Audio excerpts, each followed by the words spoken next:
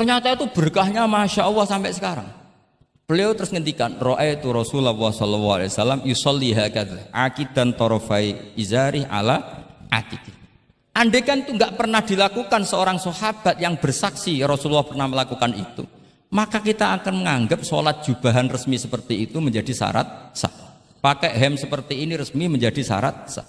Barokahnya itu diketahui, oh yang paling pokok itu satrul aurah, yaitu mabena surah warubah. Jadi tidak konsisten itu kadang penting untuk menjaga varian hukum. Loh, Nabi itu nggak pernah terawih. Andai kan Nabi terawih terus, maka akan dikira terawih itu wajib. Nah barokahnya nggak pernah terawih, itu kamu bisa nggak terawih kan gitu. Maksudnya ya boleh nggak terawih. Ya, kalau nanti pengurus mewajibkan, carikan takbir sulam taufik ijabu malam. Bisa masalah besar itu.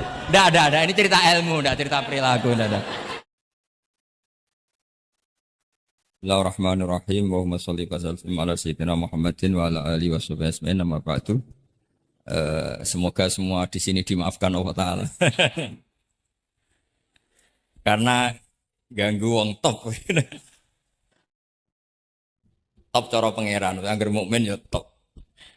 Begini ya, jadi saya tahu banyak foto-fotonya Mbah Mun ketika sama Ki As'ad. Bapak saya kandung juga pernah di sini ketika muktamar 84 berapa keluarga termasuk Ki Ahmad Siddiq karena beliau juga turunan Lasem. Yang jelas kenangan kita dengan Ki As'ad itu banyak dari bapak, dari guru. Kemudian beliau juga ngaji di Stokiri.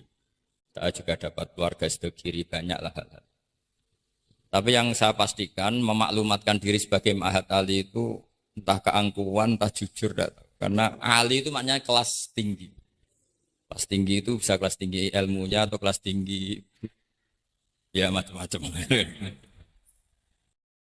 Tapi saya beri contoh. Ini ya, Wahid, kan masih kecil tak panggil Wahid saja. Ini tak beri contoh. Ini kitab Minhajut Thalibin. Ini saya belajar tak takriri sampai seperti ini. Ini bisa dilihat. Hampir di semua kitab saya, kitab-kitab Indo, entah itu fikih, entah ihya, entah hikam, itu pasti ada takrirannya. Karena tadi saya sudah komplain sama Pak Khairuddin, keputusan fikih udah ada khilaf itu gak keren kata saya itu. Karena bawaannya fikih itu khilaf. Saya beri contoh ya. Di sini fikihnya kan diajarkan kan Fathul Wahab. Saya sedikit cerita tentang Fathul Wahab. Dulu indukan kitab fikih itu namanya Al-Um, ya kan? Dikarang katanya, dikarang oleh Imam Syafi'i. Sebenarnya enggak dikarang, diimlakkan. Diimlakkan ini pakai bahasa Mahat Ali, kelas tahqiq. Ya, kalau bahasa umum kan kitab dikarang Imam Syafi'i itu salah besar. Karena di situ masih ditulis qala Imamunas Syafi'i. Yang benar itu amla alaina Syafi'i, diimlakkan oleh Imam Syafi'i, ditulis oleh beberapa muridnya. Yang paling masyhur kalau kitab itu Imam Muzani. Sebenarnya di situ ada Imam Buaiti, ada Imam Robi, tapi yang paling telaten itu Imam Muzani. Sehingga kitab itu dinisbatkan pada Imam Muzani. Di beberapa itu juga ada yang dengan tanda kutip ditinggalkan oleh Imam Muzani. Disebut Infiradul Muzani Anis Syafi'i. Kemudian setelah jadi Mukhtasarul Muzani, ini saya tanpa menyiapkan materi loh, karena sebetulnya saya sudah minta Gus Azaim hanya ngisi di pengajian umum, karena sudah saya kapok ke sini. Kapoknya itu bukan karena mangkel, tapi nggak ada perkembangan. Jadi hafal Quran itu keharusan seorang faqih, baru hafal 4 aja diceritakan. Memang ini ngawur sekali itu sebetulnya. Memang normalnya seorang faqih memang hafal Quran. Enggak boleh hanya berapa? 4. Enggak meyakinkan.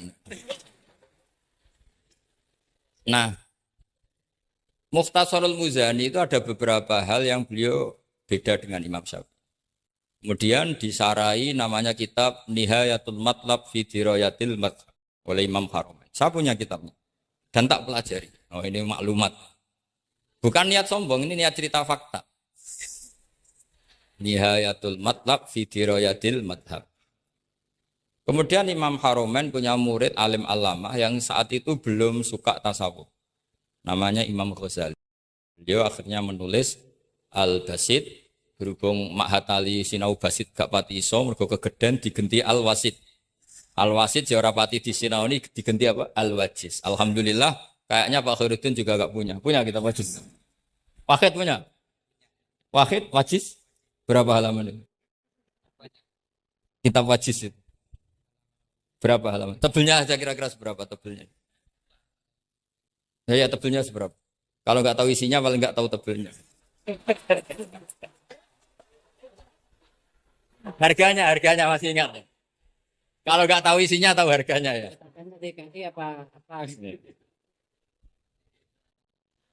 Iya, ya, ingat dia. Kalau uang ingat dia. Jadi bawaannya orang nggak bakat soleh itu kalau uang itu ingat. Terus setelah itu diringkas lagi sekaligus ada kritik tertentu, komplain tertentu disebut al-muharrar. Jadi memang syaratnya fikih itu harus ada yang komplain karena nggak bisa final.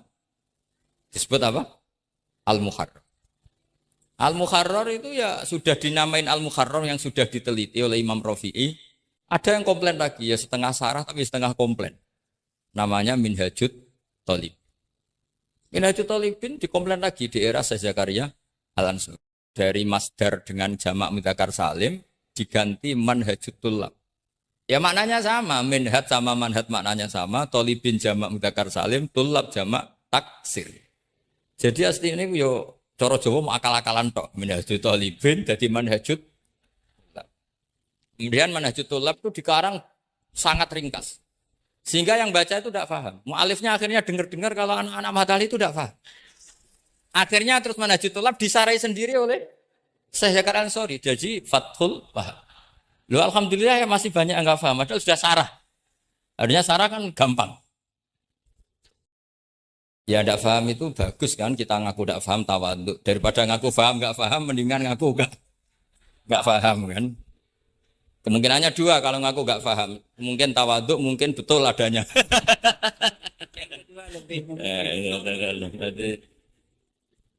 Nah saya cerita sedikit tentang kenapa fikih itu harus ada dan selalu ada khilaf. Karena itu masalah furu'iyah. Apa? Saya beri contoh, ini kitab Minhajut Thalibin. Dan saya punya catatannya banyak. Oh sampai gini, sampai sarah-sarahnya punya. Catatannya ya banyak. Saya bangun tidur saja bisa, saking seringnya belajar. Dan saya alhamdulillah tidak punya masalah ingatan. Jadi kadang banyak guru punya masalah apa? Ingatan. Tapi tidak perlu dianggap harus kemana gitu, ke rumah sakit apa, tidak perlu, nggak ingat. Misalnya sampai tak kasih tahu.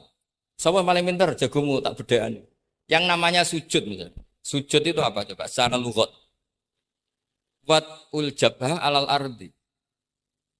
Sehingga Imam Rafi'i berpikir sujud itu asal ada wat'ul jabhah alal ardi ya sah adanya. Dan beliau mengklaim, ini saksinya Pak Khairuddin ini wasabe as-sujud wa aqalluhu mubasyaratu ba'di jabati musallahu. Ya.